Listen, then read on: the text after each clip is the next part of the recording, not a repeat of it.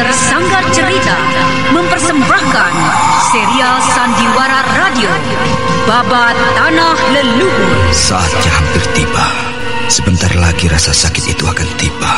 Aku akan menghentikan semedi itu setelah aku mendapatkan tanda-tandanya. Babat Tanah Leluhur,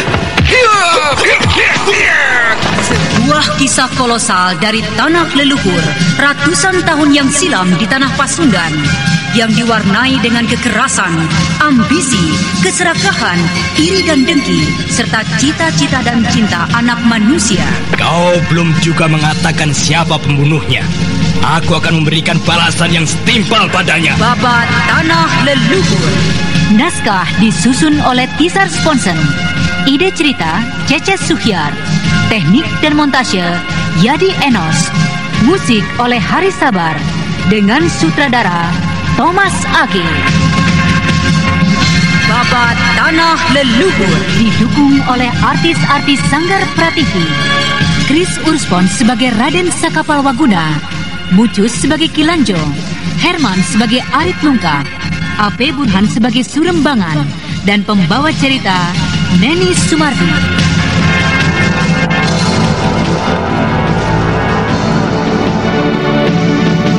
Pada kisah yang lalu diceritakan, Raden Sakapalwaguna menjadi semakin parah kesadarannya.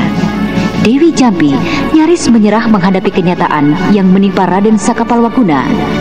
Dan Neng kini semakin jauh terlibat dengan Raden Sakapalwaguna.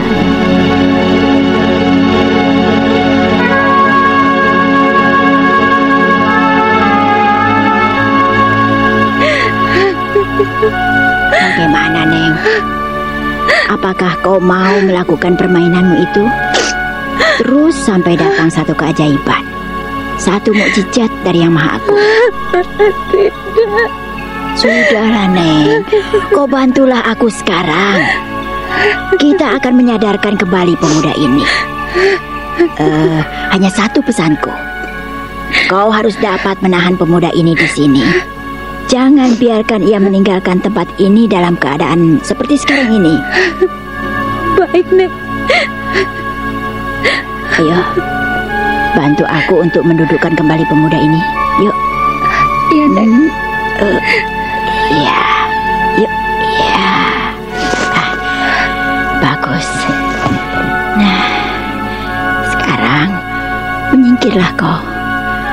Aku akan melepaskan urat-urat dan jalan darah yang telah kututup tadi. Iya. Iya. Iya.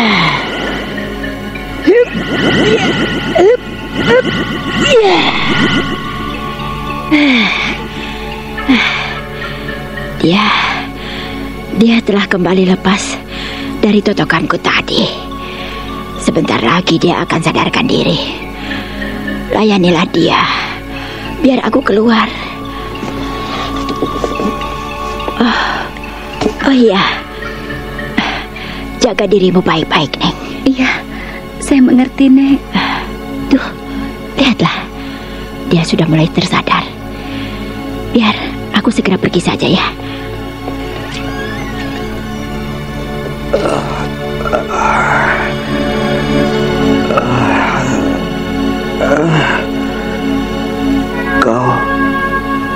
Kau Kak Intan? Di mana nenek itu? Nenek siapa, Kakang? Apakah maksudmu Nenek Jampi? Iya. Dia telah membuatku tidak berdaya. Kakang, kau tidak boleh menyangka seperti itu padanya. Kau kira siapakah yang merawat dan menyembuhkanmu selama ini? Semua ini bukanlah aku yang melakukannya, tapi dia, Kakang, Nenek Jampi. Kakang,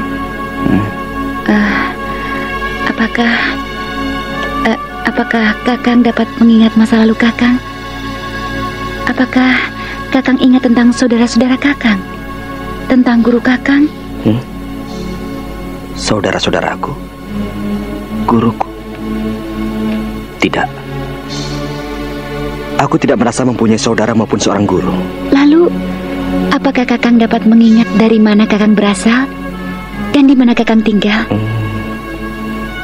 Ada. Ini Intan. Tidak, Kakang. Saya hanya ingin tanya pada Kakang tentang keluarga Kakang. Apakah Kakang dapat mengingatnya? Tidak, Intan. Aku tidak dapat mengingatnya. Aku tidak mempunyai saudara. Orang tuaku, entahlah. Mungkin ia telah tiada sejak aku kecil. Lalu, siapakah yang mengajar Kakang ilmu olah kanuragan? Ilmu olah kanuragan? Iya. Yang mengajarku? Entahlah. Entahlah, Intan. Aku tidak dapat mengingat semuanya tentang itu. Apakah kau mengetahui tentang diriku? Tentang keluargaku? Tidak, Kakang. Saya tidak mengetahui tentang Kakang. Juga tentang keluarga Kakang. Maaf, saya hanya sekedar menanyakan saja, Kakang. Oh ya, apakah Kakang sudah merasa lapar? Bubur yang saya masak sudah matang sejak tadi. Terima kasih. Kau baik sekali, Intan. Bagaimana, Kakang? Saya ambilkan ya? Ya, sejak tadi perutku memang minta diisi. Baiklah, Kakang tunggulah di sini saja dulu. Saya akan mengambilkan bubur untuk Kakang.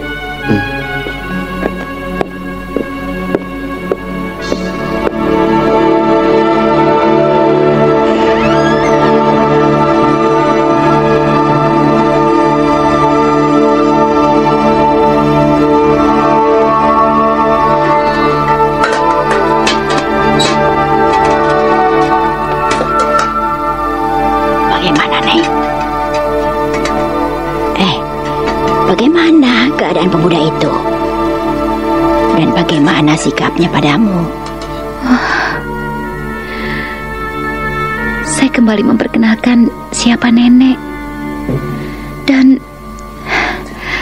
saya coba menanyakan tentang diri pribadinya, juga keluarganya, asalnya. Tapi dia benar-benar sudah melupakannya. Sedikit pun tak ada yang tersisa dari ingatannya, Nek. Dia benar-benar sudah melupakannya. Semuanya, Nek. Kecuali Intan Patini. Saya benar-benar berdosa sekali. Berdosa padanya, Nek. Tidak, Neng. Kau tidak berdosa. Kau tidak bersalah. Semuanya kau lakukan adalah karena ingin menolongnya. Karena kau tidak tahan melihat penderitaannya. Tidak? Nenek mengerti. Sudahlah, Neng. Janganlah ini kau jadikan sesalan selalu. Sudah ya? Ayo, sudahlah. Tapi bagaimana, Nek? Apakah Kakang Saka benar-benar tidak dapat lagi disembuhkan? Maksudku, tidak dapat ditolong lagi, Nek. Aku tidak sanggup, Nek. Aku tidak sanggup. Entah jika guruku masih hidup. Guru nenek? Ya. Siapakah dia? Dan di manakah dia berada, Nek? Kurasa itu tidak mungkin. Tidak mungkin, Nek. Usia guruku itu sudah tua sekali. 20 tahun yang lalu aku terakhir bertemu dengannya. Usianya sudah hampir 80 tahun. Tapi saya kira kita harus mencobanya, Nek. Melihat keadaannya Kakang Saka, tidak boleh dibiarkan terus-menerus dalam keadaan seperti ini. Oh ya, di manakah guru nenek itu tinggal? Jauh sekali di pantai selatan, di sekitar muara Sungai Cimendung. Saya akan mengajak Kakang Saka ke sana, Nek. Bagaimana dengan nenek? Iya, kita akan ke sana, Nek. Tapi bersabarlah. Jangan terburu-buru seperti ini. Dalam keputusasaan ini, aku masih ingin mencoba untuk mempelajari keadaan diri anak itu. Baiklah, Nek. Tapi janganlah sampai terlalu lama. Saya merasa, batin saya merasa, saat ini saya sedang menumpuk dosa dengan kebohongan-kebohongan yang saya lakukan setiap saya berhadapan dengannya, Nek. Sudahlah, Nek. Saya akan mengantar bubur ini padanya. Ya, pergilah sana. Baik. 2 hari telah berlalu. Kesehatan Raden Sakapalwaguna menjadi kian sempurna. Keberadaan Neng di sisinya yang dianggapnya adalah Intan Pandini membuat semangat hidupnya kembali seperti semula. Dan pada suatu pagi di pinggir sungai Cipunagara,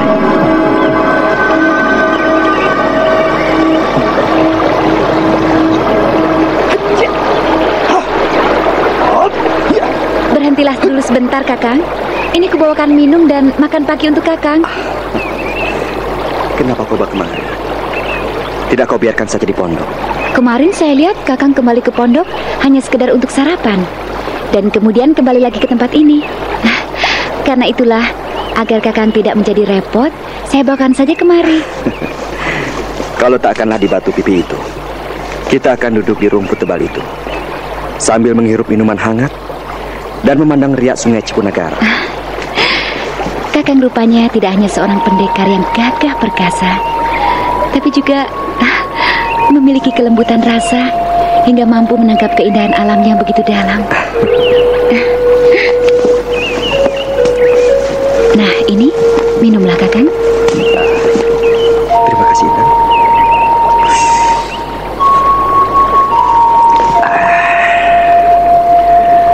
Alangkah nikmatnya minuman ini. Kakang, ini bersihkanlah keringat Kakang dengan kain ini.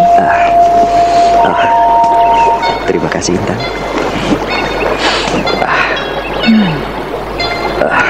Aku akan mencoba untuk menggali ingatan Kakang Saka dengan bekal kisah yang kudapat dari Intan Pandini semasa hidupnya. Intan banyak bercerita tentang kakangnya ini. Kakang Saka. Ada, Intan. Masih ingatkah Kakang dengan pertemuan kita pertama kali?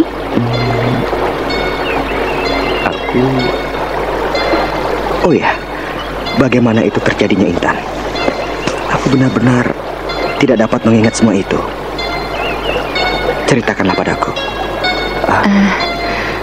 Kakang saat itu bersama dengan saudara-saudara seperguruan Kakang menyelamatkan aku dari tangan perampok-perampok ganas yang telah membunuh kedua orang tuaku. Nah, Kakang dapat mengingatnya, kan? Tidak. Aku tak dapat mengingat apa-apa lagi.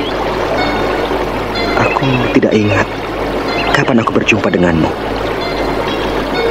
Dan aku juga tidak mengerti tentang diriku. Tidak. Aku benar-benar tidak dapat mengingatnya. Juga tentang Anting Wulan? Anting Wulan? Anting Wulan? Iya, tentang Anting Wulan yang hampir saja membunuhku. Saudara seperguruan Kakang yang sangat mencintai Kakang itu. Tentang jerangkong hidup yang telah menawan saya itu. Dan Kakang bersama-sama dengan guru dan para pendekar akhirnya berhasil menolong saya dengan mengusir jerangkong hidup dari Bukit Tengkorak. Anting Wulan membunuhmu? Jerangkong hidup? Guruku? Aku tidak dapat mengingatnya, Intan.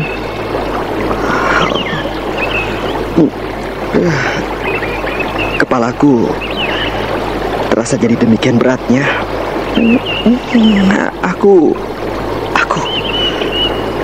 Aku tidak sanggup mengingat semua itu, Intan. Sudah, janganlah kau paksa aku untuk mengingatnya.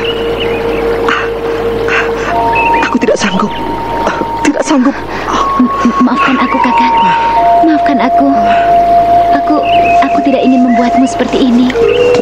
Aku hanya ingin agar kau kembali sehat seperti sedia kala. Kau dapat mengingat semua tentang masa lalumu. Iya. Aku mengerti, Intan. Tapi untuk apa kau memaksakan semua itu? Jika aku tidak akan sanggup melakukannya, biarlah. aku hidup dalam keadaan seperti ini. Aku sudah cukup bahagia jika segera dapat membina rumah tangga bersamamu, Intan. Hidup berdua bersama-sama dengan... Ayolah.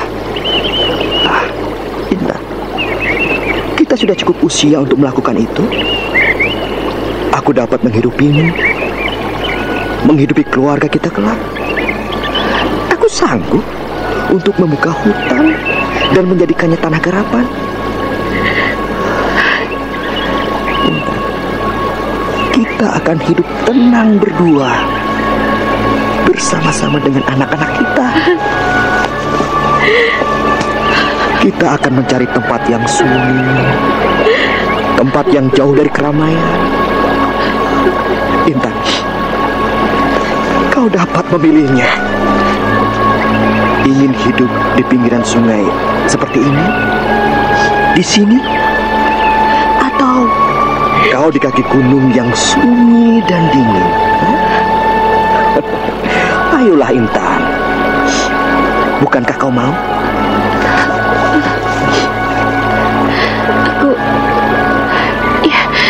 Berilah aku waktu untuk memikirkannya, Kakang. Lusa atau mungkin besok aku akan menjawab apakah aku sanggup dalam waktu yang dekat untuk segera membina rumah tangga. Kau pasti akan sanggup. Bukankah kau mencintaiku? Aku yakin kau tidak akan menolaknya. Ya, Kakang. Tapi berilah aku waktu untuk memikirkannya. Intan, kenapa kau jadi bersikap seperti ini? Apakah kau kini sudah menjadi ragu dengan diriku? Apakah mungkin kau akan menolak permintaanku ini? Tidak, Kakak. Aku masih seperti dulu, mencintaimu. Tapi aku harap kau mau memberikan waktu padaku untuk memikirkan hal itu, Kakak. Apakah aku harus segera membina rumah tangga? Ataukah aku harus menunggu beberapa saat lagi? Baiklah, Intan. Aku tidak akan memaksamu. Baiklah. Walaupun kita tidak segera berumah tangga, tapi kita akan tetap bersama-sama selalu, bukan?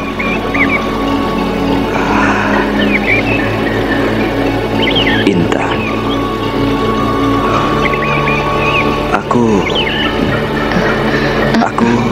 Kakang, lepaskan tanganku ini. Aku khawatir akan ada yang melihat kita, Kakang. Kita akan malu, Kakang. Lepaskan, Kakang. Intan.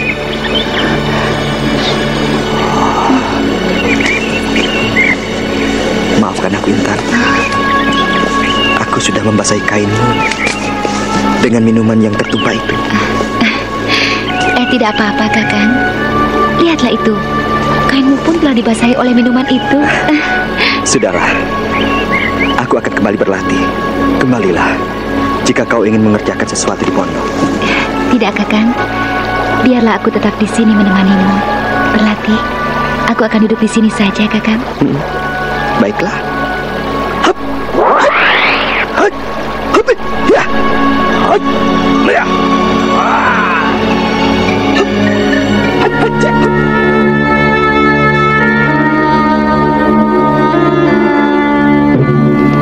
Ada apa, Neng? Loh, kenapa kau menangis? Saya Di manakah dia sekarang berada? di kamar, sedang bersemedi, Neng. Jika begitu, marilah kita bicara di luar saja. Yuk.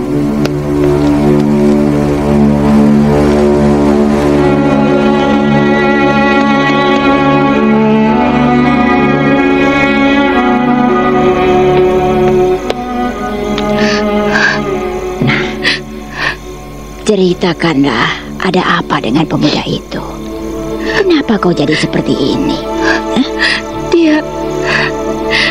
Dia menghendaki agar saya dengannya segera berumah tangga, Nek. Bagaimana, Nek? Apa yang harus saya lakukan? Saya tidak mungkin menikah dengannya. Dia tidak mencintai saya. Dia mencintai Intar Pandini. Dan lagi Kakang Dampu Awuk, Nek. Saya menunggunya. Apakah dia berjanji akan kembali menemuimu? Iya, Nek. Dia mencintaimu? Dia tidak mengatakannya, tapi saya yakin dia mencintai saya. Dan dia begitu mengharapkan saya.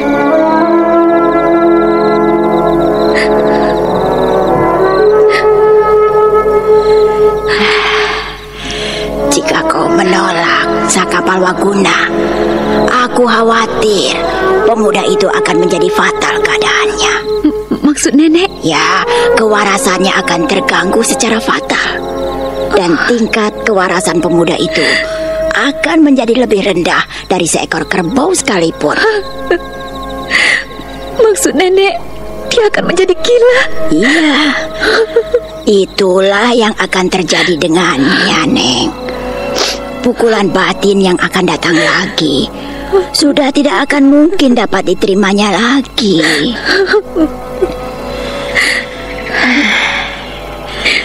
Kau harus dapat memutuskan dengan bijaksana, Neng. Putusan apapun yang akan saya buat bukanlah satu bentuk kebijaksanaan, Nek.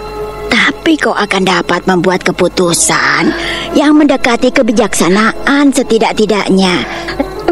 Maksud nenek, saya harus mengorbankan Kakang Dampu Awuk untuk menolong Kakang Sakapalwaguna, saudaranya sendiri. Atau kau cobalah ke muara sungai Cimendung. Mencoba menyembuhkan Kakang Saka, Nek? Iya. Kau ajaklah dia menemui guruku, Aki Poho Sugala. Mudah-mudahan dia masih hidup dan dapat menolong pemuda itu, Neng. Maksud nenek, saya pergi tanpa nenek antar? Iya, berangkatlah berdua dengannya. Aku percaya dengan pemuda itu.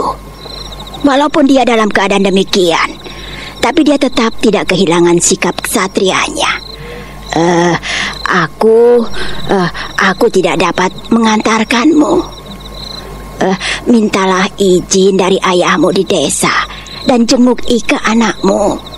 Baru kau boleh berangkat ke pantai selatan. Iya, saya akan menemuinya sekarang, Nek. Saya akan menjenguk Ika, anak saya malam ini juga, agar dapat segera berangkat menemui guru nenek di sana. Marilah, ku antar kau ke desa. Aku juga ingin menjenguk Ika, bocah yang lucu itu.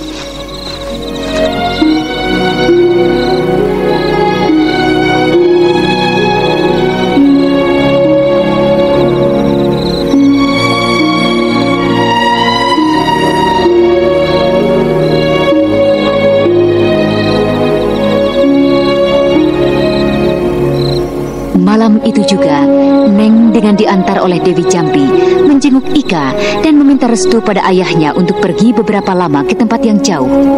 Dengan jaminan yang diberikan oleh Dewi Jambi yang sangat dihormati di sekitar desa-desa kecil di pinggir sungai Cipunagara itu, ayahnya melepaskan anaknya dengan tanpa ragu. Dan keesokan harinya, di tempat yang sama, Neng menjumpai kembali Raden Sakapalwaguna yang sedang berlatih.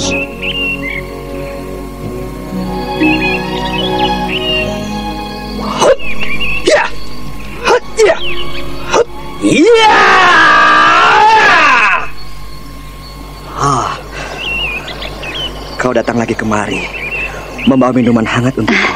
Benar, Kakang? Apakah saya mengganggu Kakang? Sama sekali tidak. Kau datang pada saat yang tepat untuk beristirahat.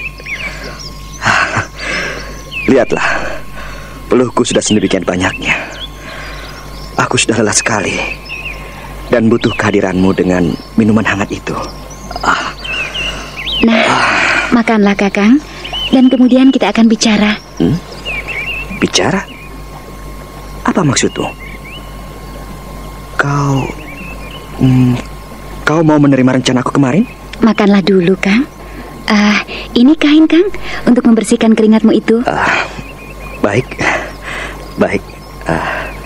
Intan, aku akan segera menghabiskan hidangan ini. Dan kemudian kita akan bicara.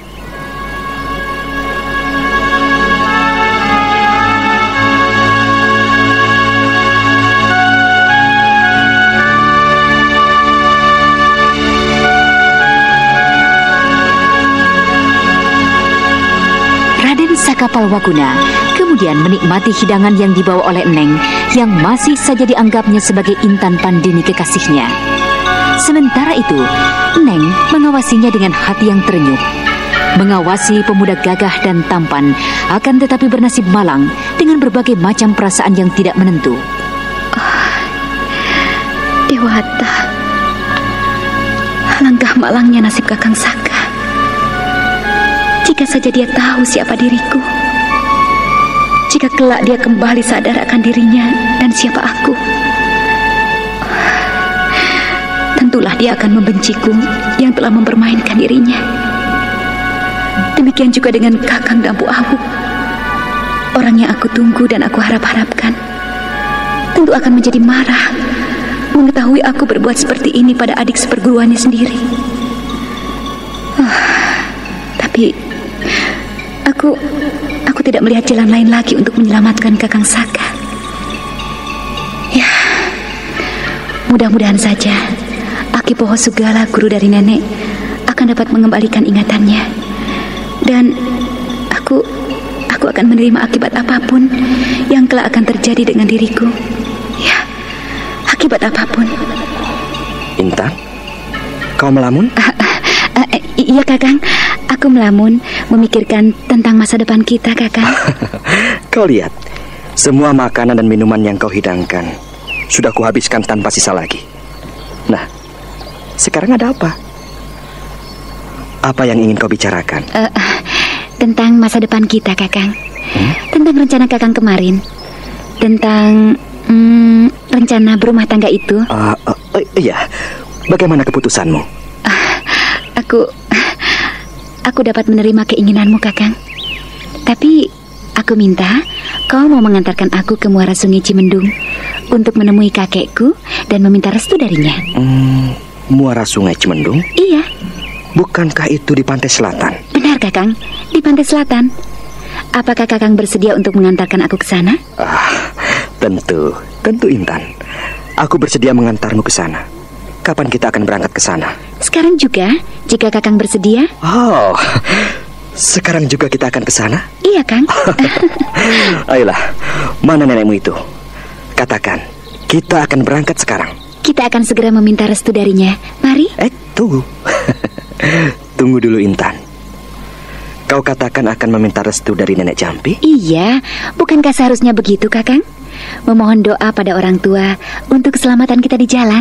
Jadi kita akan melakukan perjalanan berdua saja? Benar, Kakang. Ayolah cepat. Kita sudah ditunggu nenek di pondok.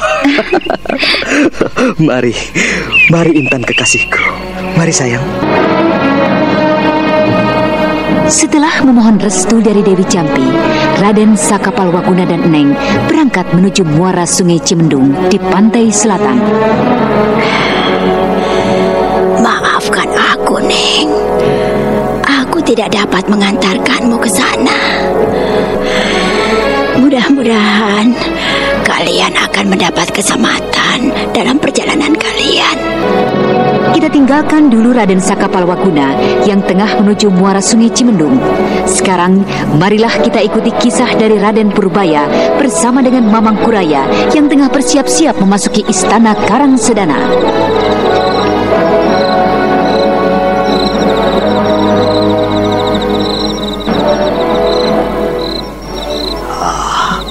Ingatlah, cucu. Kendalikan emosimu. Kita akan memasuki tempat yang sangat berbahaya. Gerbang kota raja cukup ketat penjagaannya. Saya akan mencoba kendalikan diri. Bagus. Kita terus saja ke sana, Kek. Kita coba melalui lorong rahasia yang dahulu saya pergunakan untuk meninggalkan kota raja. Maksudmu kita tidak perlu melalui gerbang itu? Ya, Kek. Dari lorong rahasia itu kita akan dapat tiba di puri istana yang terletak di pinggiran benteng kota raja. Oh, iya. Mudah-mudahan saja kita akan aman melalui lorong itu.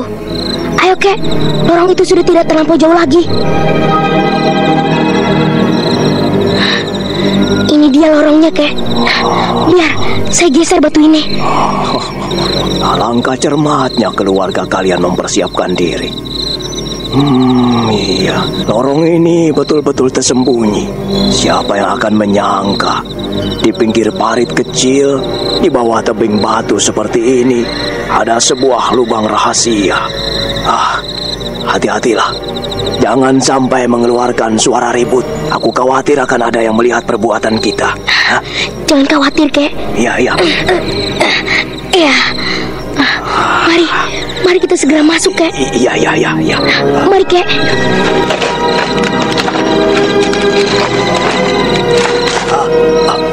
Sebentar, bocah, sebentar. Aku akan menarik batu ini kembali ke tempatnya dulu, ya.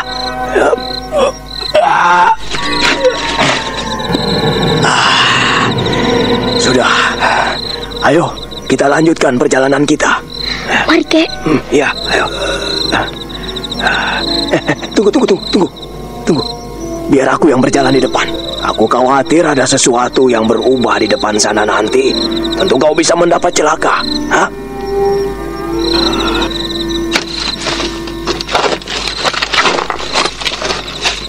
Wah, hebat sekali. Benar-benar hebat. Pastilah terowongan ini dibuat pada masa kejayaan Karangsedana.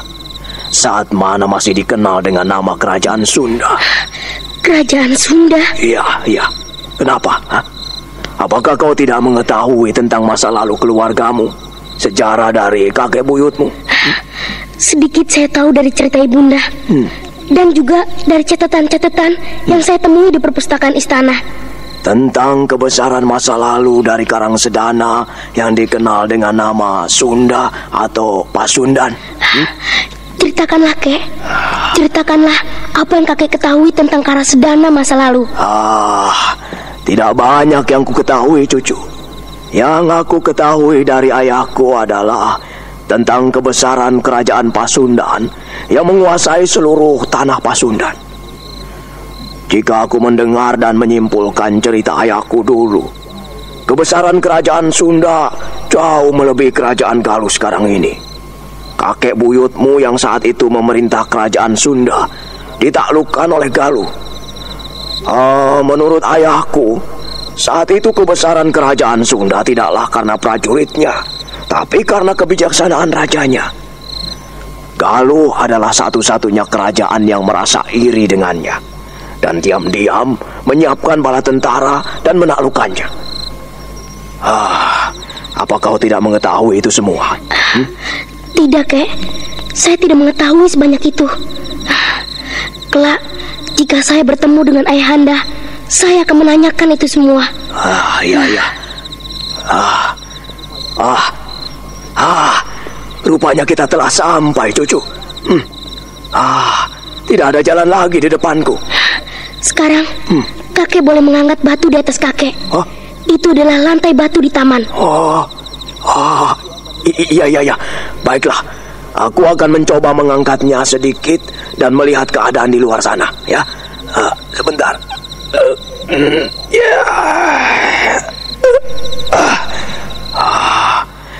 Suasana sepi sekali, bocah. Tidak ada seorang pun yang tampak di sekitar tempat ini. Ayo, kita keluar dari lorong yang menyesakan ini.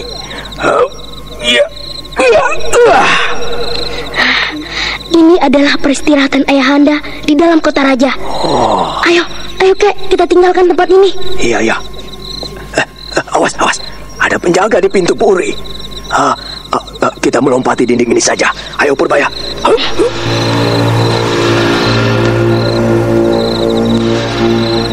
Dengan tanpa mengeluarkan suara, Raden Purbaya segera menyusul kakeknya Mamang Kuraya ke atas dinding puri dan kemudian melompat keluar.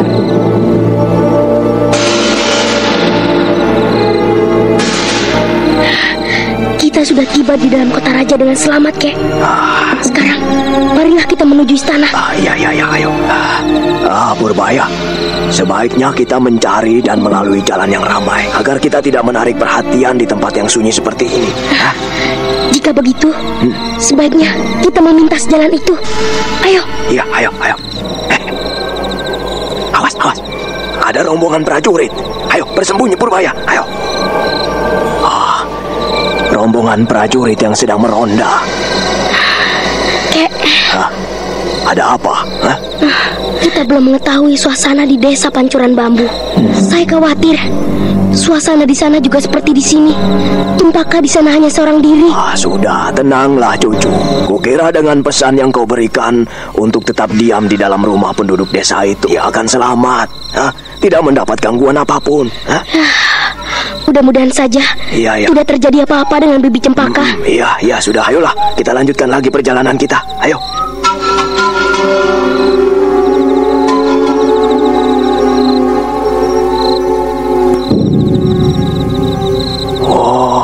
Itukah istanamu, Purbaya? Iya, Kek. Marilah kita coba memasuki melalui samping sana. Iya. Di sana banyak gerumbul pepohonan. Dari situ kita akan masuk ke taman dan kemudian memasuki kamar. Iya. Bekas kamar Ayahanda. Disitulah Ayahanda meletakkan harta pusaka Karang Sedana. Iya, baiklah. Wah, dinding tembok ini cukup tinggi, Purbaya. Sebaiknya kau kugendong saja. Baik, Kek. Ayo.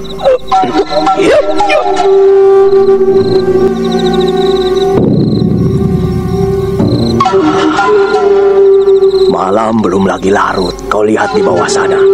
Masih terlihat penjaga dan orang-orang dalam istana yang sedang bermain-main. Tapi kurasa kita bisa turun ke bawah sini. Baru kemudian kita cari jalan ke tempat harta itu. Ayo, mari Purbaya. Wah, tidak ada jalan, Purbaya. Kukira penjaga-penjaga itu harus aku lumpuhkan dulu. Kau tunggulah sebentar di sini, ya. Baik, Kek. Pastilah Prabu Jaya Suntana belum tiba dari Indraprasta.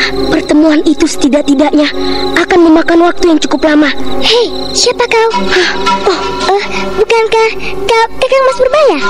Kau Adi Paramita. Kemana saja kau, Kakang? Diamlah, Adi Paramita. Ada apa, Kakang Mas Purbaya? Kau kelihatannya ketakutan sekali. Apakah ayahmu ada di istana? Ayah pergi meninggalkan aku. Sudah lama sekali, Kakang. Indraprasta katanya. Ayolah, kita ke dalam, Kakang. Kemana saja Kakang selama ini? Jangan keras-keras bicaranya, Adi Paramita. Adi Paramita, tahukah kau kamar ayahandaku dahulu? Tentu saja, Kakang. Bukankah kau dahulu sering mengajakku bermain ke situ juga? Dan lagi, sekarang kamar itu sudah menjadi milikku. Di manakah Paman Aji Konda dan Bibi Rara Angken, juga Bibi Cempaka? Rupanya Adi Paramita tidak pernah menyadari apa yang sesungguhnya terjadi di Karang Sedana ini. Ayolah, Kakang, kita ke dalam. Sebentar, Adi Paramita. Aku... Siapa dia, Purbaya? Siapakah kau ini, kakek tua? Jangan keras-keras bicaranya, Adi Paramita. Ini adalah kakekku. Dia adalah guruku. Dia mengajarku berbagai kepandaian. Kek, ini adalah Paramita, putri dari Paman Sentana yang kini menguasai Karang Sedana.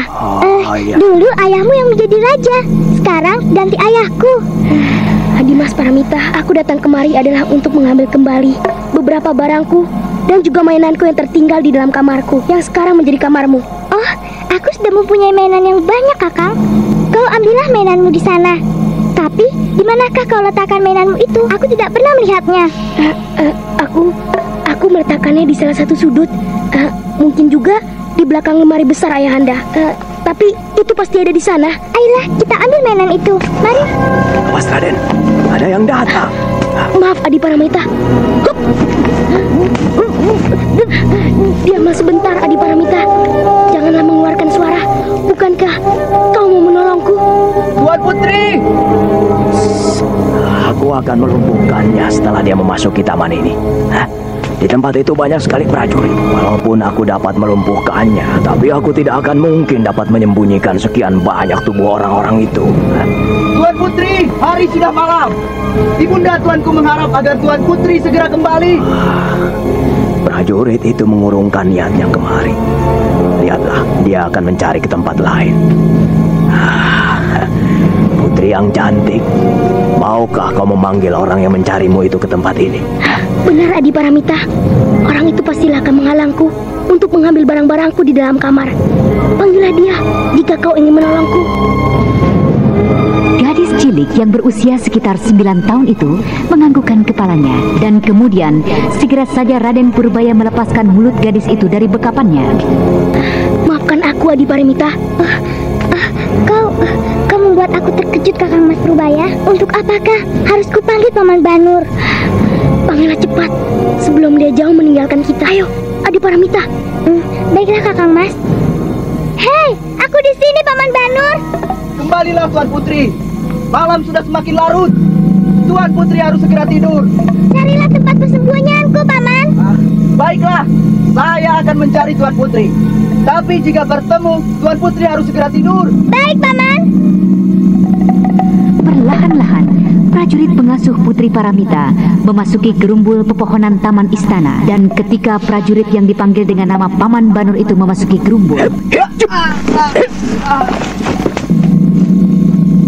Hei, apa yang kau lakukan pada Paman Banur? Dia tidak apa-apa, Adi Paramita. Lihatlah, itu wajahnya, itu juga matanya. Dia hanya lumpuh beberapa saat. Adi Paramita, apakah banyak penjaga di tempat-tempat menuju kamarmu? Hanya ada beberapa. Saat ini, Hayanda tidak ada di istana. Penjagaan tidak banyak di dalam istana. Jika kau mau mengambil barangmu, ikutlah aku saja. Aku akan membawamu ke sana. Tidak akan ada seorang pun yang akan berani mengganggumu. Ayo.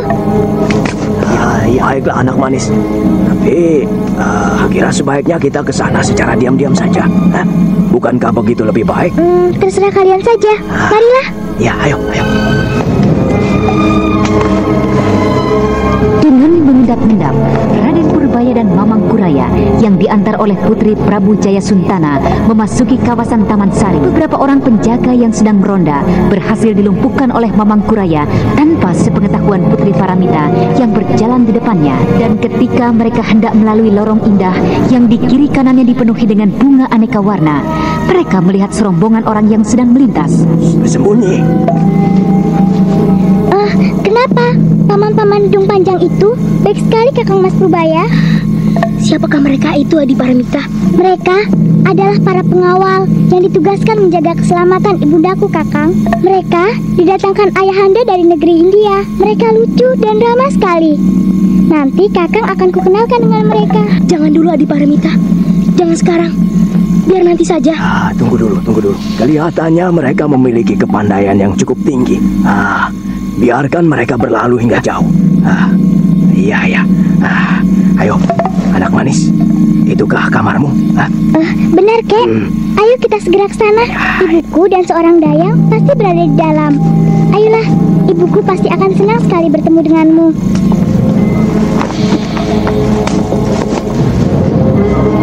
Dengan berlari-lari kecil, sesaat ketiganya tiba di muka kamar yang dituju. Dan kemudian Raden Purbaya dengan cepat membuka pintu kamar tempat harta pusaka Karang Sedana disembunyikan. Hei, siapa kau?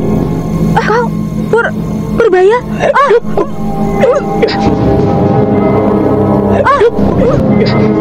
Apa yang kau lakukan? Ibu! Maafkan aku, Adi Paramita. Aku akan mengambil barang peninggalan ayahku. Mari, Kek. Di bawah ranjang itu. Ini, aku ingat betul. Inilah tempatnya di sini, Kek. Bongkarlah di sekitar sini. Ya, baik. Mundurlah kau Purbaya.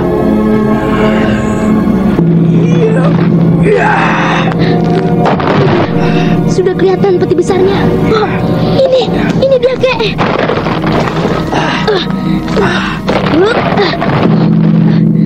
Berat juga peti ini, Kek. Ya, biar aku yang mengangkatnya Purbaya. Mari. Ini. Ayo, kita segera tinggalkan istana ini, Kek. Iya. Ayo Raden, ayo. Oh ya, terima kasih Adi Paramita atas semua pertolonganmu. Bibi Ratih, tolong sampaikan pada Paman Sentana, aku bersama dengan Ayahanda akan menuntut balas atas semua pengkhianatannya.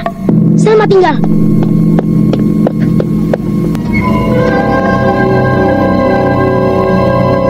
Dengan mengendap-endap, keduanya kemudian meninggalkan istana Karangsedana dan kemudian menuju sebelah barat kota raja untuk mencari Prabu Ajikonda di kuil Siwa Agung.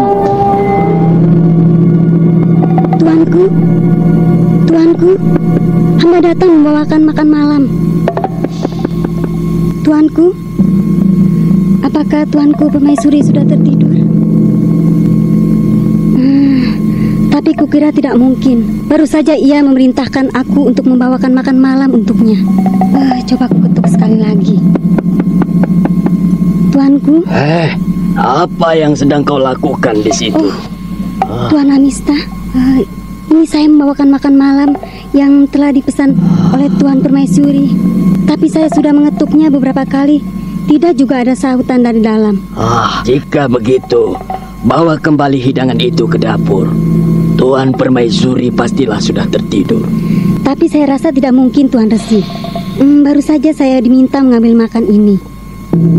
Dan lagi, tadi Tuan Permaisuri mengatakan bahwa perasaannya tidak enak. Coba kau ketuk dan panggil lebih keras lagi. Baiklah, Tuan Resi. Tuanku, hamba datang membawa makanan yang Tuan pesan tadi. Kau mundurlah, Dayang. Biar aku akan melihatnya ke dalam. Aku khawatir terjadi sesuatu dengan Tuan Permaisuri.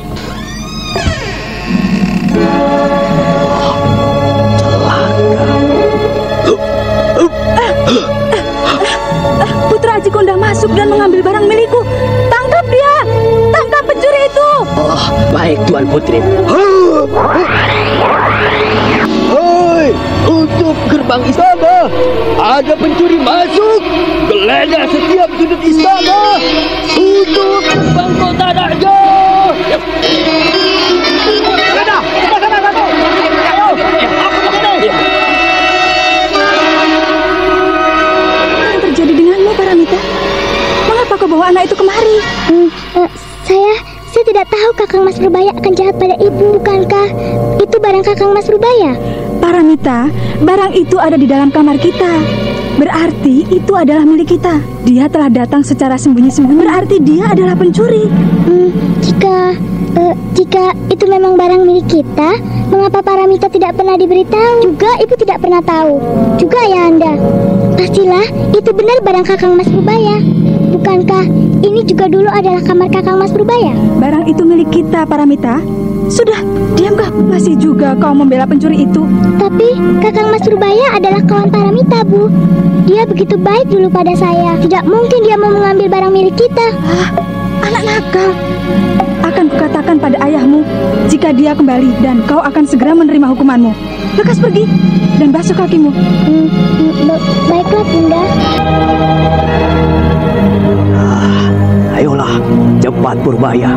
Sebentar lagi tentu seluruh kota raja ini akan dipenuhi oleh prajurit-prajurit yang mencari kita. Itu dia kuilnya. Ayo.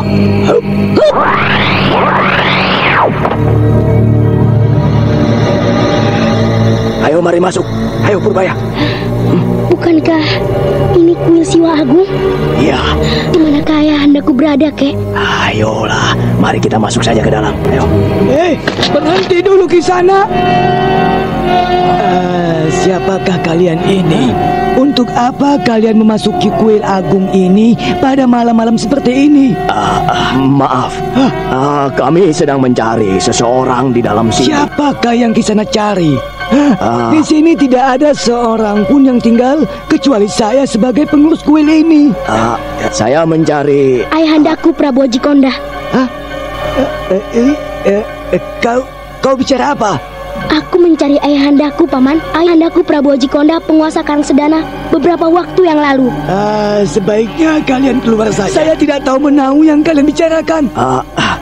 Maaf, Kisana. Apakah benar Kisanak akan mengusir kami?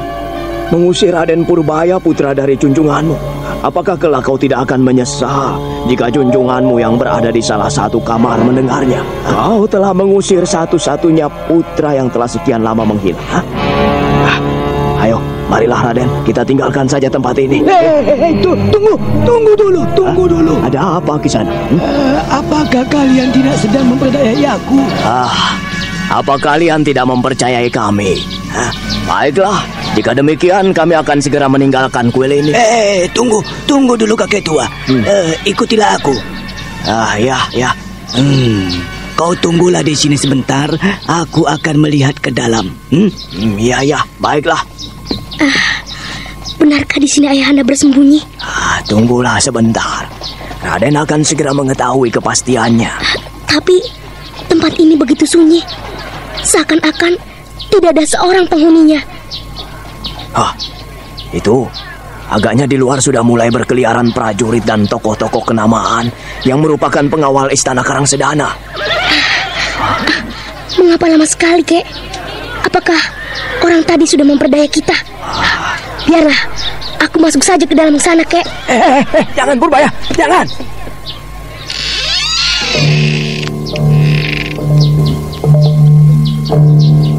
Raden Purbaya yang tidak dapat menahan diri lagi segera saja memasuki pintu di mana tadi penjaga kuil itu menghilang. Akan tetapi baru saja pintu itu terbuka, belasan anak panah melesat menyerang bocah yang ceroboh itu. Awas Purbaya! Lihatlah itu buktinya. Jika kau tidak waspada, bahaya selalu ada di mana-mana. Sekalipun di tempat tinggal ayahmu sendiri. Tapi kenapa bisa begini, Kek? Di mana orang tadi? Saya tidak percaya ayahanda berada di dalam sana.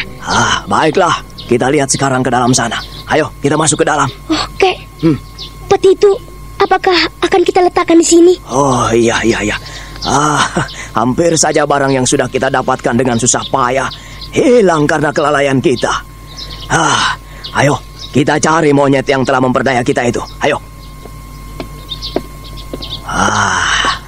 Monyet itu pastilah sedang bersembunyi dan mempersiapkan jebakan untuk kita.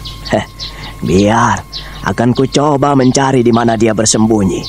Kita akan mendapat keterangan yang jelas hanya dari orang itu. Iya. Hup.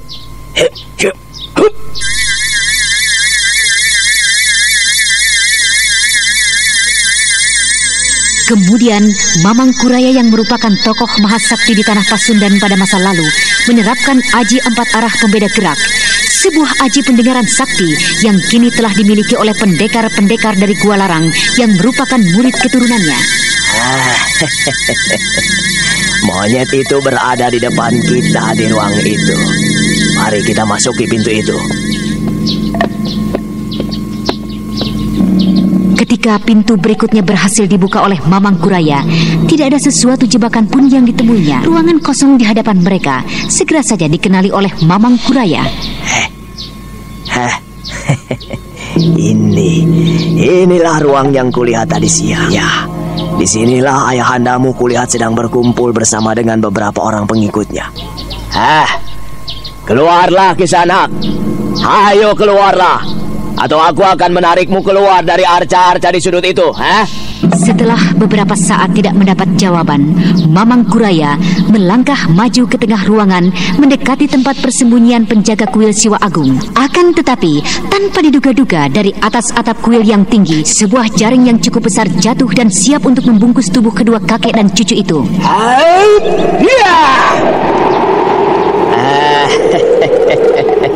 Keterlaluan sekali jika aku harus menghadapi jebakan anak-anak seperti ini.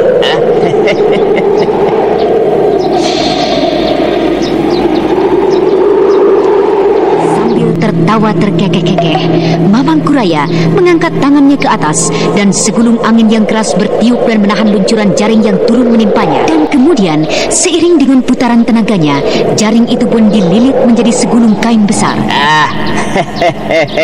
Keluarlah monyet penipu. Keluar atau akan kulemparkan jaring ini ke sudut sana. Jangan lakukan itu. Begitulah. Jangan bersembunyi saja seperti kecoa busuk. Hayo, hayo, kemarilah. Mendekat, monyet licik. Kemari cepat, ya. Baik, Tuan, baik. Sekarang katakan pada kami di mana Sang Prabu. Apa yang telah terjadi di sini? Mereka tidak berada di sini, Tuan. Aku tidak main-main denganmu Kisanak. Apa sebenarnya yang terjadi dengan Sang Prabu? Tadi siang aku melihatnya di sini. Cepat katakan. Katakan di mana mereka? Katakanlah, Paman. Di mana ayahandaku? Atau aku harus membuat kepala Paman jadi seperti ini? Hiya! Katakan. Baiklah. Mereka sedang menuju Istana Karangsedana malam ini. Menuju Istana Karangsedana? Iya. Celaka Purbaya, Ayahandamu memasuki istana bersamaan dengan terjadinya kekacauan di sana. Lalu apa yang harus kita lakukan, Kek? Kau tunggulah di sini, ya. Biar aku akan melihat keadaan di istana. Baiklah, Kek. Kau jagalah peti itu baik-baik, ya.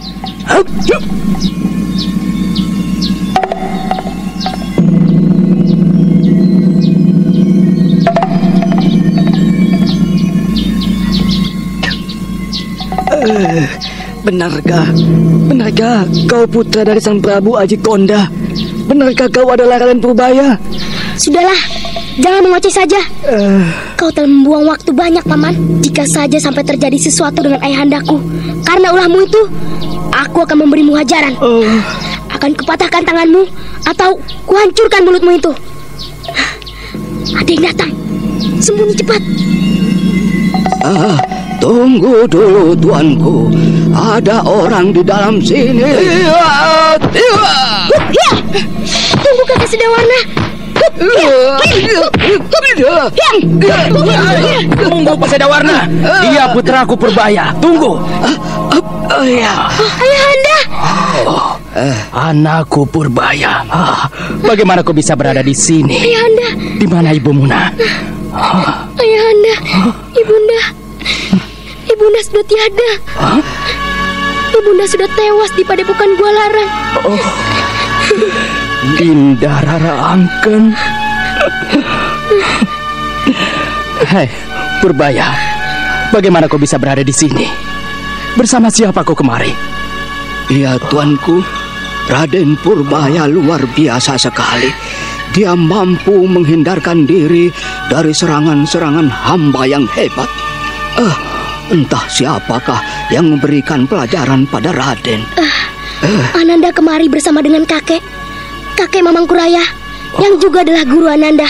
Iya. Sekarang kakek sedang keluar mencari ayahanda. Mamangkuraya, tokoh angkatan beberapa puluh tahun yang lalu. Apakah dia masih hidup? Dialah yang mendidik Ananda di samping tokoh-tokoh yang lain. Delaka. Rupanya tempat ini pun tidak luput dari pemeriksaan mereka. Ayo, kita tinggalkan tempat ini, Purbaya. Hanung, kau hambatlah dia dengan caramu. Baik, tuanku.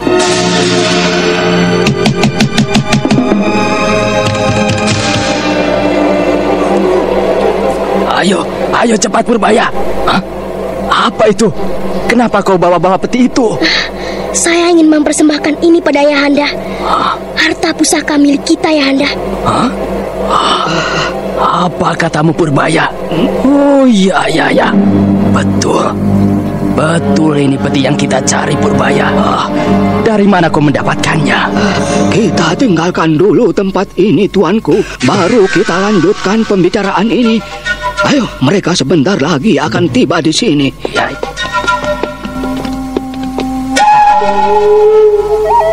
Dengan tergesa-gesa, Raden Purbaya segera menyeret penjaga kuil Siwa Agung itu dan peti harta yang didapatkannya ke sudut ruangan.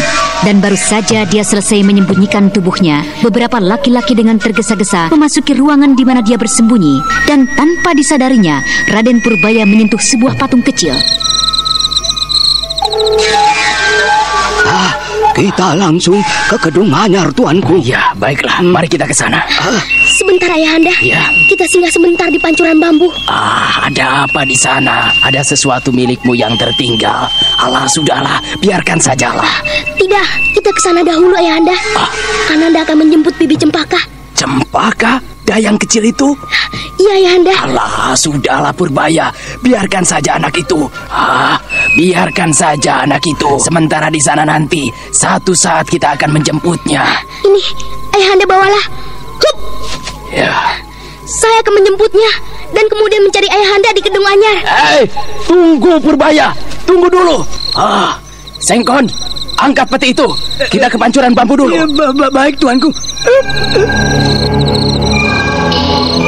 Dengan bantuan kegelapan malam, Prabu Ajikonda bersama dengan Raden Purbaya dan 4 orang pengikutnya menyelinap ke sana kemari sampai akhirnya mereka tiba di puri istana dan kemudian keluar meninggalkan kota raja. Dengan tergesa, kelompok pelarian dari kota raja Karangsedana itu menuju desa Pancuran Bambu dan beberapa saat kemudian rombongan itu pun sudah bertambah dengan kehadiran Cempaka sampai akhirnya mereka tiba di Kedung Anyar. Dan setibanya di sana, ayah dan anak itu pun kemudian saling melepas rindu dan berbincang-bincang hingga sepanjang malam. Kepandaianmu luar biasa sekali anakku. Sungguh hebat sekali gurumu itu. Alangkah bahagianya aku jika ia juga mau memperkuat barisanku untuk menggempur Prabu Jayasuntana. Saya kira kakek bersedia untuk membantu Ayahanda. Segera setelah Karangsedana dapat kurebut, aku akan segera memindahkan makam ibumu dari Gua Larang hingga ke tempat pemakaman keluarga kita di pinggir kota raja. Lalu mengenai pembunuh ibumu akan segera kita cari. Aku juga pernah mendengar nama orang itu. Rako Sapala. Dia tinggal di sekitar kompleks istana. Dia menempati sebuah gedung yang cukup besar. Kita akan mencari kesempatan untuk membalas dendam ibumu. Fajar telah datang. Tidurlah Purbaya. Tentu lelah setelah semalaman tidak memejamkan mata. Ayo. Baiklah Ayahanda. Ananda pamit undur untuk beristirahat. Tidurlah Purbaya. Besok kita akan membicarakan banyak hal tentang Karangsedana. Ayo, tidurlah.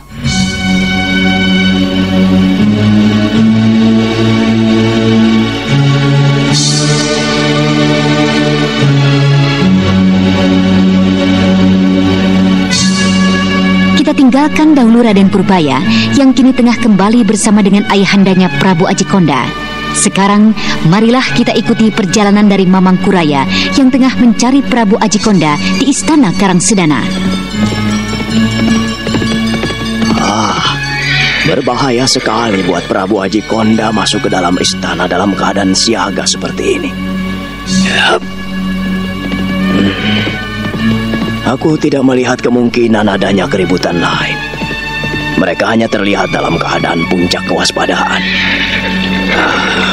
Tapi baiklah, walaupun demikian aku akan melihat ke dalam istana ini. Yup.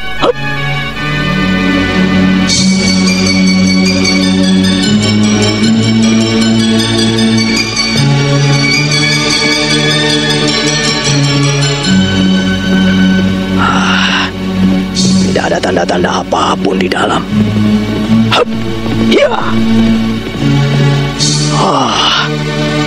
Prajurit dan para pengawal sudah memenuhi istana ini. Siapa itu? Wah, luar biasa sekali gerakannya. Dari pakaiannya tentulah dia seorang resi. Rupanya orang itu berasal dari tanah seberang. Ya, dari India. Seperti yang dikatakan putri dari Prabu Jayasuntana. Berketat penjagaan! Baginda telah tiba dari Indraprasta! Rupanya Prabu Jayasuntana telah tiba. Istana ini akan menjadi semakin berbahaya saja dengan kehadiran Prabu Suntana dengan pengawal-pengawal utamanya. Aku Aku harus segera meninggalkan tempat ini. Ya. Hei, siapa itu? Wah, celaka. Rupanya hidung betet itu memiliki telinga yang tajam. Wah, benar-benar tidak kusangka. Aku telah meremehkannya. Tunggu. Ayo, kau kejar aku, hidung betet. Sebentar saja, Mamang Kuraya sudah terlibat kejar-kejaran dengan tokoh andalan Karangsedana yang disebut dengan panggilan Resi Amista. Kau hebat kali. Ayolah kejar aku. Kita akan berkenalan lebih jauh di luar tembok kota raja.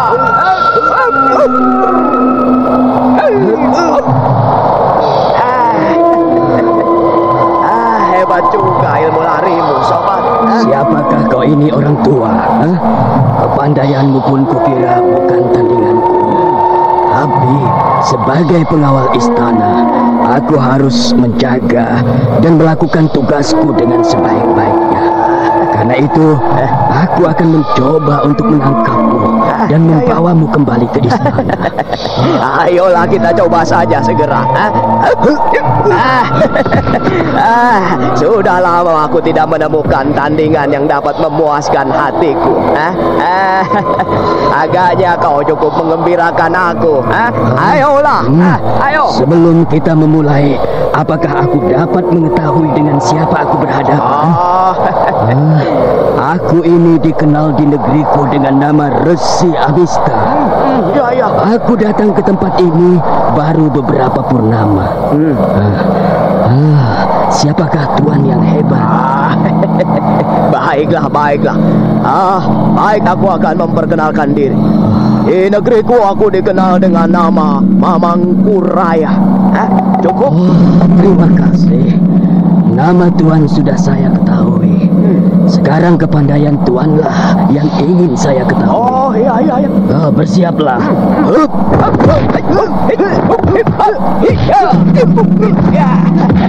Laki-laki tinggi kurus dengan hidung panjang berkulit hitam legam menyerang Mamang Kuraya dengan pukulan-pukulan yang cepat dan ganas. Dan sekali-kali laki-laki asing itu menjatuhkan diri melakukan serangan-serangan ke arah bagian bawah bagaikan seekor terenggiling. Sedangkan Mamang Kuraya masih saja terkekeh-kekeh gembira melayani serangan-serangan lawannya.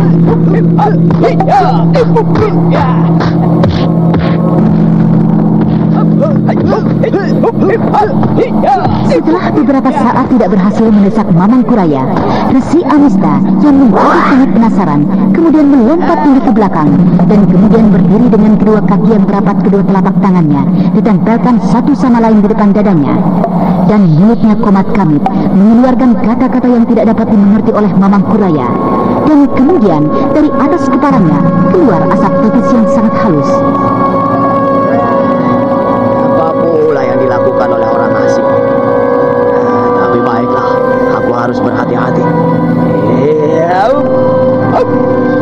Mamang Kuraya kemudian mengeluarkan segenap tenaga cadangannya. Bersiap sempurna, matanya dengan penuh kewaspadaan memperhatikan Resi Amista yang masih saja berkonsentrasi penuh. Sampai akhirnya Mamang Kuraya, tokoh mahasakti dari tanah Pasundan, terbelalak keheranan melihat dari tubuh Resi Amista keluar bentuk-bentuk yang tidak berbeda dengan dirinya.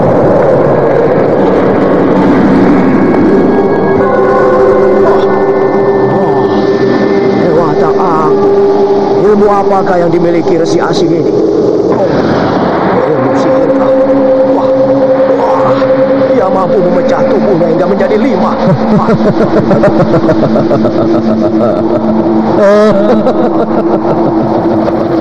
Kau memang hebat sekali, kakek.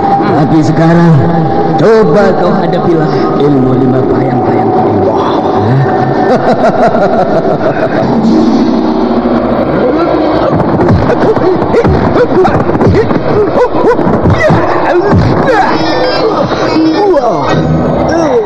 Kurang ajar. Ilmu Pancawayangmu benar-benar menyulitkan aku.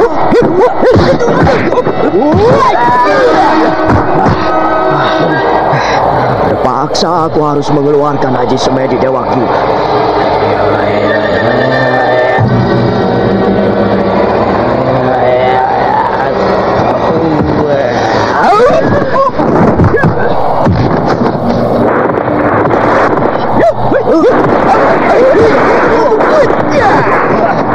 Pertempuran antara kedua tokoh Mahasakti itu pun kembali berlangsung menjadi kian menggemuruh.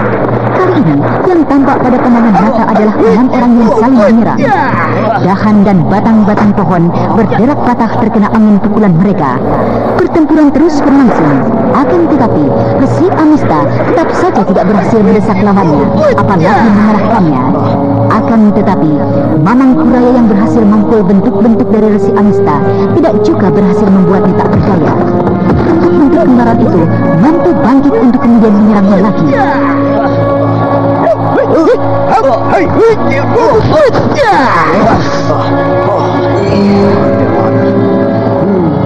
Aku terlalu memanjakan diri bersenang-senang dengan pendeta ini. Celaka, aku sampai melupakan cucuku Purbaya. Mau kemana ke orang tua? Aku mempunyai urusan penting yang harus aku kerjakan. Sampai bertemu lagi orang asing.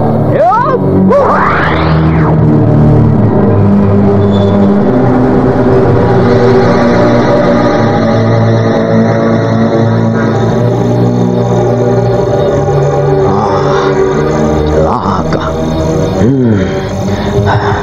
Mudah-mudahan tidak terjadi satu hal apapun dengan cucuku Purbaya. Ilmu pancawayang itu cukup membuatku repot. Aku harus dapat mencari jalan untuk memecahkan ilmu itu. Celaka. Kuil Siwa Agung itu sudah dipenuhi dengan para prajurit dan tokoh-tokoh istana Karangsedana. Aku harus menyelidiki keadaan di dalam sana. Yep.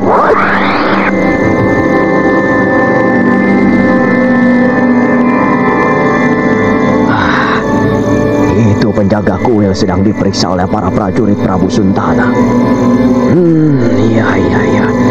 Aku yakin mereka belum menemukan Raden Purbaya. Aku akan mencoba mencarinya di kamar-kamar kuil Siwa Agung melalui atap kuil ini. Dengan teliti, Mamang Kuraya meneliti satu persatu ruangan pada kuil Siwa Agung sampai akhirnya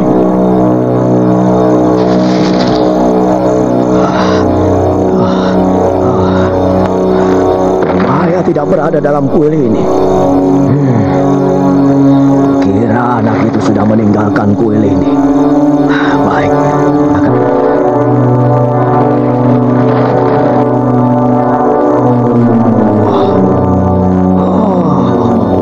hampir di setiap sudut sekitar kuil ini kuperiksa, tapi tidak juga kutemukan cucuku itu. Benar-benar kakek tidak tahu diri aku ini. Bodoh, masih suka memanjakan diri bertemu dengan lawan yang kuat seperti tadi. Aduh. Oh, iya. Mengapa aku lupa? Wah, iya. Pastilah Purbaya sudah meninggalkan kota raja dan menungguku di desa Pancuran Bambu bersama dengan Cempaka. Iya. Aku akan segera ke sana.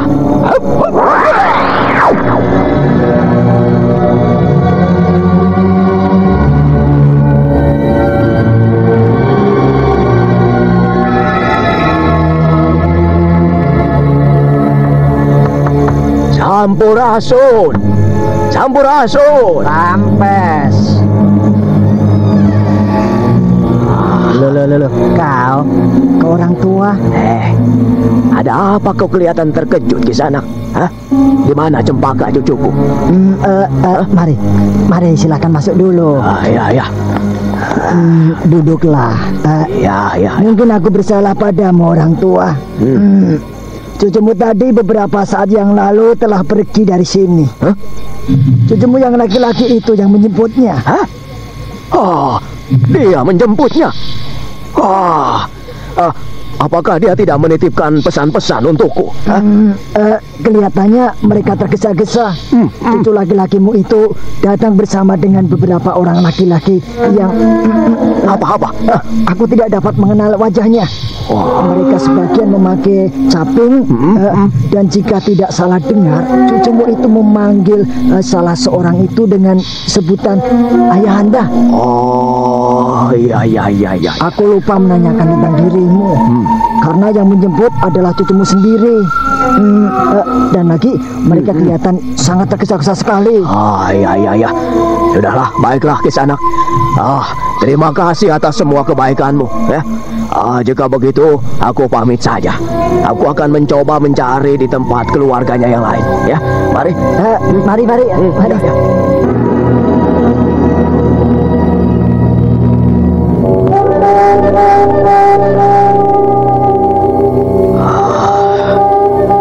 Bahaya telah berjumpa kembali dengan orang tuanya. Seandainya saja tidak ada Resi Amista di Istana Karangsedana, tentu aku tidak akan khawatir meninggalkan cucuku itu di sini. Rupanya aku harus terus terlibat dengan urusan-urusan tek-tek bengek seperti ini. Untuk kelak dapat bertemu dengan Purbaya, aku harus berada terus di sekitar kota raja. Iya, aku akan menunggulah kesempatan untuk bertemu dengannya sambil mencoba untuk memecahkan Aji Pancawayang dari Resi Amista. Sementara itu di Istana Karangsedana, Prabu Jaya Suntana yang baru saja kembali dari Indraprasta mendapat laporan dari Permaisuri tentang kedatangan Raden Purbaya ke dalam istana dan berhasil mengambil sebuah peti dari kamar utama Prabu Jaya Suntana. Setan alas, pencuri. Pastilah itu harta pusaka Karangsedana yang sedang kita cari-cari. Berbahaya sekali jika sampai mereka berhasil mendapatkan harta pusaka itu. Bagaimana bisa mereka masuk ke dalam istana ini? Mengapa mereka sampai bisa masuk ke dalam kamarku ini? Di mana para pengawal istana? Para pengawal dalam. Resi Amista harus mempertanggungjawabkan semua perbuatan ini. Kanda, jika Kanda ingin masalah ini menjadi lebih jelas, tanyakanlah semua ini kepada Paramita. Paramita, putriku itu. Dinda, apa hubungannya semua ini dengan dirinya? Saya juga tidak begitu jelas masalahnya, Kanda. Paramita masih saja merajuk sedih di kamar kita. Mari Dinda. Aku harus membuat terang masalah ini. Aku harus menghukum anak itu jika seandainya dia memang membantu pencuri harta itu untuk masuk ke dalam sini. Ayo Dinda. Tapi Kanda, Paramita masih terlalu kecil. Usianya belum lagi genap 10 tahun. Dan lagi, dia adalah satu-satunya putri kita. Kau terlalu memanjakannya. Sampai-sampai tidur pun kau temani. Mulai saat ini, aku tidak ingin hal itu terjadi lagi. Serahkan semuanya pada Dayang pengasuhnya. Tempatkan kembali anak itu di kamar yang semula telah aku tentukan. Baik Kanda, silakan masuk. Melihat sebuah lubang yang cukup besar menganga di salah satu sudut kamarnya. Setan, pencuri licik. Dinda, bukankah lubang itu sebelumnya adalah lantai bawah ranjang itu? Benar Kanda, mereka menyembunyikan harta pusaka itu di bawah ranjang kamarnya sendiri. Benar-benar sukar untuk diduganya. Itu Kanda, kau tanyakanlah Paramita yang sedang merajuk seperti itu. Janganlah terlalu keras memarahinya. Paramita, mendekatlah kemari. Ini ayahandamu kembali. Paramita. Paramita, ini ayahandamu kembali. Kenapa kau merajuk saja seperti itu? Paramita, bangkitlah dari ranjang itu. Apakah kau tidak mendengar panggilanku, anak nakal?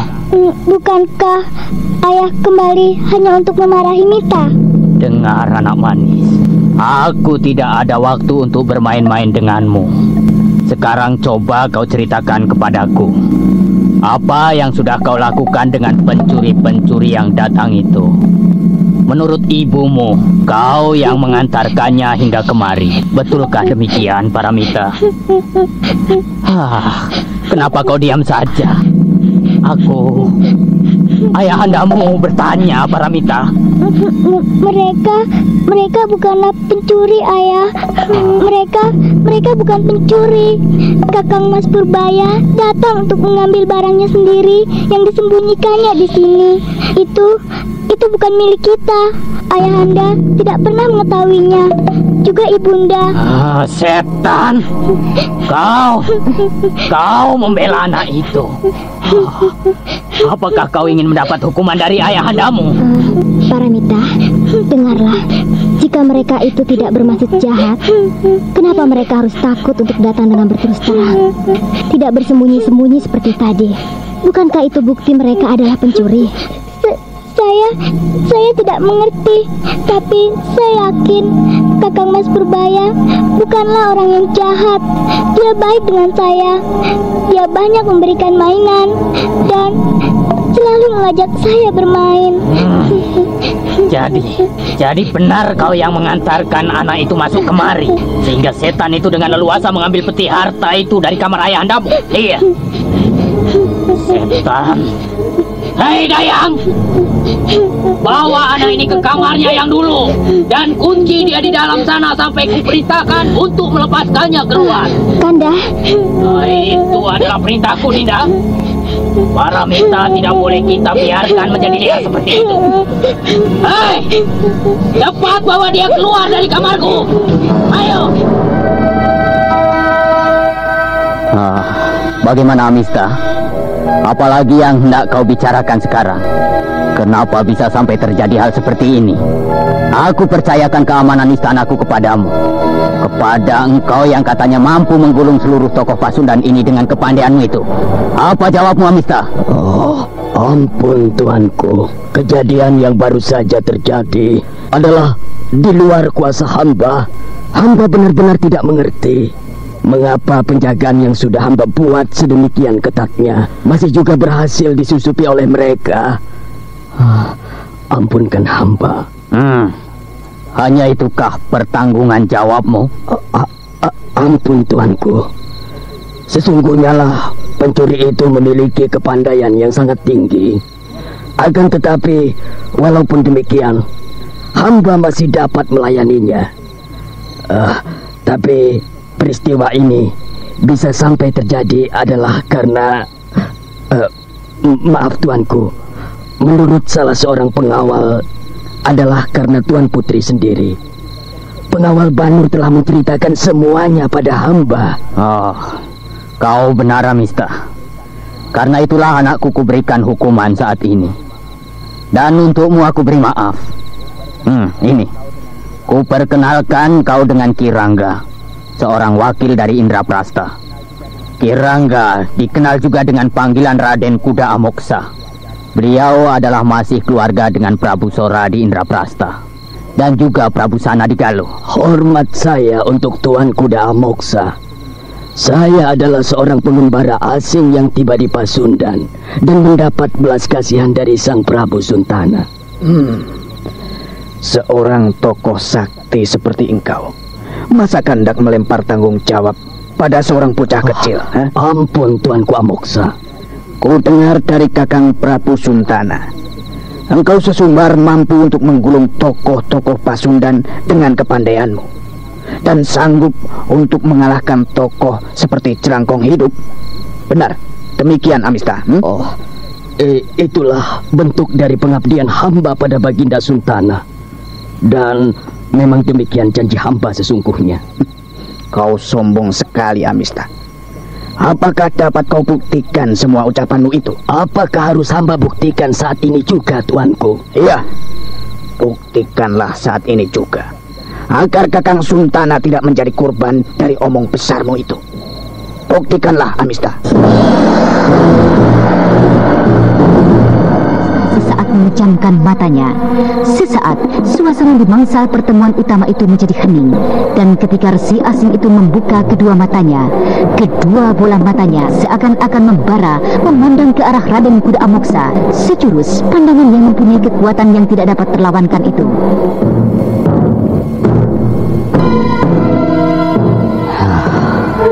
Katakanlah Tuan Kuda Amoksa, katakanlah bahwa saya bukanlah orang yang sombong, bahwa saya sanggup untuk menundukkan tokoh manapun di tanah Pasundan ini.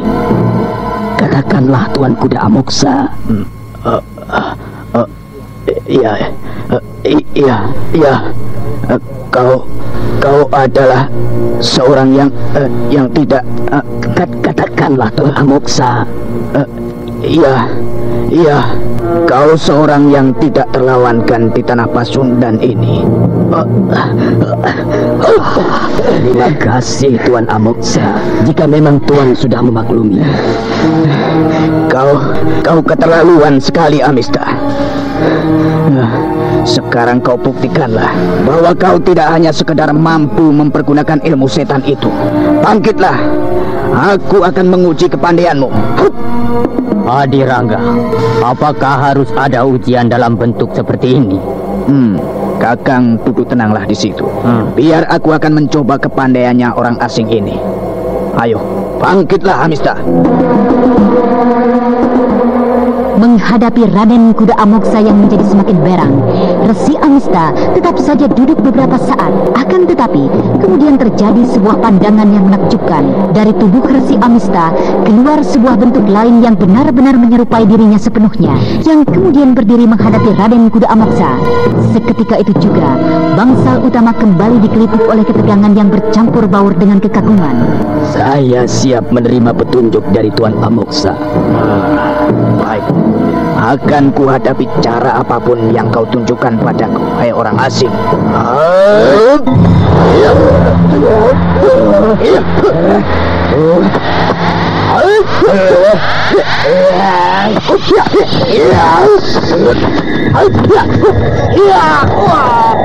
Raden Kuda Amoksa sejak masa kecilnya adalah seorang bocah yang gemar bertualang dan menuntut ilmu. Karena itulah ia tumbuh menjadi seorang laki-laki yang sangat banyak memiliki kepandaian. Dan kini ia menjadi salah seorang kepercayaan Baginda Prabu Sora di samping Ki Suraprabha. Dan kini laki-laki yang telah berumur setengah baya itu mengerahkan seluruh kepandaiannya untuk menjatuhkan Resi Amista yang dianggap telah menjatuhkan martabatnya di hadapan Prabu Jaya Suntana dan orang-orangnya.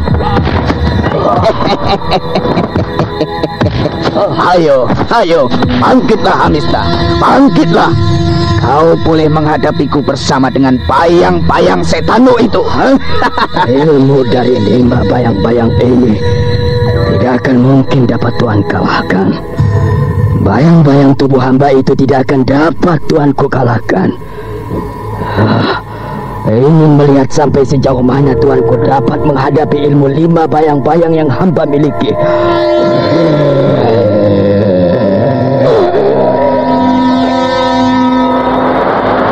Sekarang Tuanku boleh menghadapi 3 bayang-bayang hamba.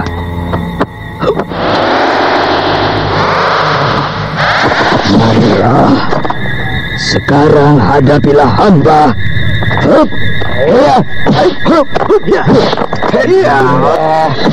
Apakah sungguh-sungguh bayangan yang sedang dihadapi Adirangga? Ataukah bentuk yang sedang duduk bersilat tak jauh dari si ibu ini adalah bayang-bayang yang benar? Tapi bagaimanapun Resi Amista telah mampu memecahkan dirinya menjadi 4 bentuk. Aku benar-benar beruntung mendapatkan pembantu seperti diri. Bagaimana Tuanku? Kita hentikan aja sampai di sini pertarungan ini.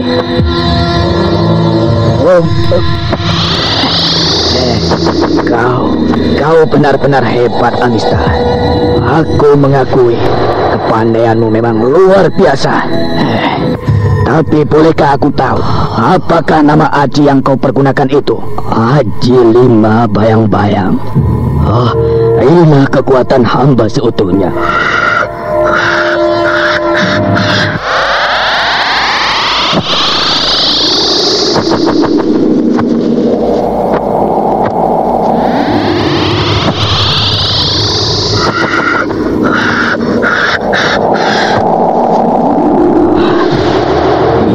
Dia Aji 5 bayang-bayang yang saya miliki, tuanku. 5 bentuk yang sempurna dari tubuh Resi Amista berdiri di hadapan Raden Kuda Amoksa, Prabu Jaya Suntana dan para pengikutnya. Dan beberapa saat kemudian, secara tiba-tiba, keempat tubuh itu sirna dan yang tinggal di hadapan mereka hanyalah satu bentuk tubuh dari Resi Amista. Ya, itulah dia ilmu 5 bayang-bayang, tuanku.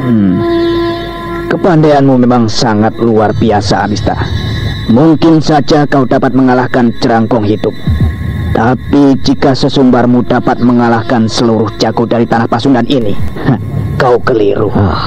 Apakah masih ada tokoh lain di tanah Pasundan ini yang lebih tinggi kepandaiannya dari Jerangkong Hidup? Jika memang ada, jelaskanlah pada saya siapa dia itu. Saya ingin sekali berjumpa dan saling mencoba mengadu ilmu. Ya, mungkin tidak banyak orang yang mengetahui tentang kepandaiannya. Tapi sesungguhnya lah, junjunganku di Istana Indraprasta memiliki kepandaian yang tidak dapat diukur dengan kepandaian manusia. Prabu Zora. Alangkah bahagianya hamba jika sekali waktu dapat berjumpa dengannya. Jika boleh kami tahu, apakah ilmu andalan dari junjungan tuanku itu? Kau tidak mungkin mengetahuinya, Amista. Ilmu itu adalah ilmu leluhur kami di tanah Pasundan ini. Ilmu Banyu Cakrabuana. Benarkah itu Tuan Amoksa? Banyu Cakrabuana.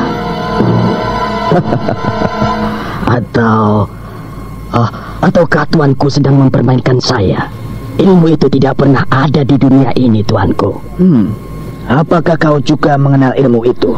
Ilmu itu adalah sebuah ilmu sempurna yang merupakan sari dari seluruh ilmu olah kanuragan yang ada di Mayapada ini. Ilmu itu adalah ilmu dari Betara Wisnu yang juga merupakan sembahan kami di India. Tapi semua itu hanyalah sebuah dongeng, tuanku. Ya, tapi satu saat tentu kau akan dapat membuktikannya, Amista. Sudahlah, malam sudah semakin larut. Beristirahatlah kalian semua.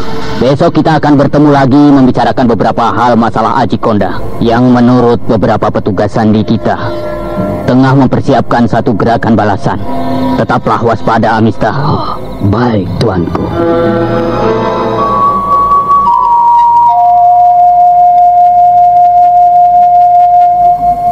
Keesokan harinya, Prabu Aji Konda yang telah membekali dirinya dengan harta pusaka Karang Sedana mulai melakukan gerakan keluar Karang Sedana, mengirimkan berbagai utusan untuk mencari tenaga-tenaga untuk menggulingkan Prabu Aji Konda.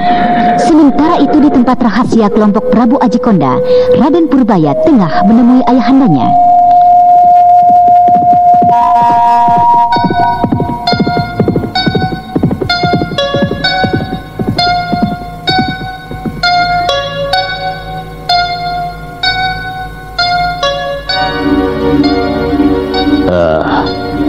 Ada apa, anakku? Kelihatannya kau begitu serius menghadapku. Ayahanda, Ananda ingin menanyakan sedikit tentang Karang Sedana, tentang leluhur Ananda, tentang masa lalu mereka. Apakah Ayahanda dapat memberikan gambaran yang sesungguhnya pada Ananda? Ada apakah kau, Purbaya?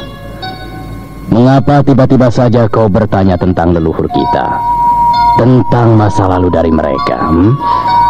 Ananda mendengar dari seorang kakek tua yang menjadi guru dari Ananda bahwa sesungguhnya Karang Sedana pada masa lalunya adalah sebuah kerajaan yang sangat besar yang menguasai seluruh tanah Pasundan ini.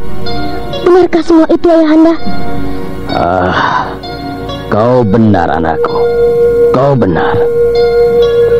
Ternyata masih ada orang yang masih mengingatkan kebesaran leluhur kita. Tentang kebesaran Karang Sedana yang dahulu dikenal dengan nama Kerajaan Sunda atau Pasundan. Ya, seluruh tanah Jawa dan bahkan Nusantara serta beberapa negara tetangga menghormati kerajaan kita, Kerajaan Sunda.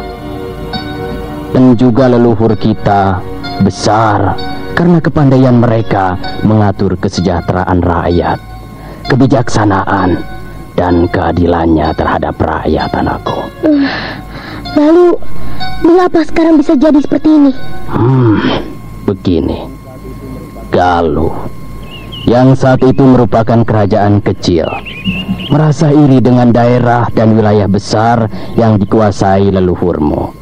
Ya, dengan diam-diam mereka menyiapkan bala tentara dan kemudian menyerang kerajaan kita yang saat itu masih bernama Kerajaan Sunda. Tapi, kenapakah semua ini dirahasiakan pada Ananda? Ya, seperti yang telah aku jelaskan tadi. Kebijaksanaan dari leluhurmu lah yang menyebabkannya seperti itu. Mulai saat itu, kekuasaan kita dibatasi oleh Galuh. Dan leluhurmu pun mengganti nama kerajaan kita dengan nama Karangsedana.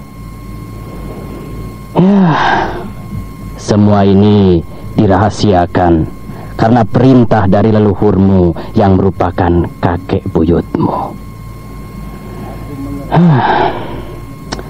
Aku mengerti semua ini dilakukan agar tidak timbul dendam di antara turunannya kelak di kemudian hari. Semua catatan tentang kejadian itu, tentang kebesaran masa lalu leluhurmu dilenyapkan. Beruntung aku dapat menemukan sebuah catatan yang tercecer di perpustakaan istana. Dan ketika itu kakekku masih ada. Dan aku tanyakan semua itu secara diam-diam. Nah, ayahku pun sendiri tidak pernah mengetahui tentang cerita itu. Sudahlah, lupakanlah cerita masa lalu itu. Cerita yang hampir genap 1 abad lamanya. Ayahanda, ya. Apakah tidak boleh jika kita membangun kembali kebesaran masa lalu itu? Purbaya, anakku. Leluhurmu menghendaki agar kita dapat hidup dalam kedamaian dan menjauhi semua bentuk kekerasan, apalagi pertumpahan darah dari ribuan tidak tahu apa-apa, anakku, yang hanya sekedar mendukung ambisi dan nafsu serakah kita. Jauhilah keinginan itu, putraku. Lalu, bagaimanakah dengan usaha pengembalian Karangsedana dari tangan Ki Suntana?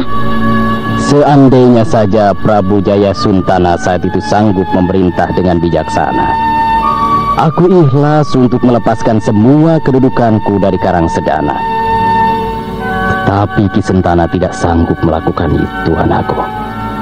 Rakyatku hidup dalam keresahan, tidak tentram. Manusia licik itu memerintah hanya untuk memanfaatkan kekuasaannya saja. Aku tidak rela. Aku tidak ikhlas rakyatku jadi seperti itu, anakku. Karena itu, aku akan bergerak bersama-sama dengan mereka, rakyatku, untuk menggulingkan kembali Ki Sentana.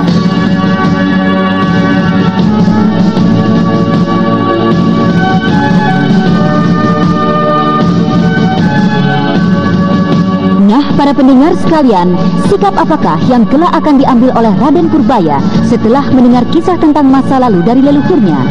Dan bagaimana pula dengan kisah dari Anting Bulan?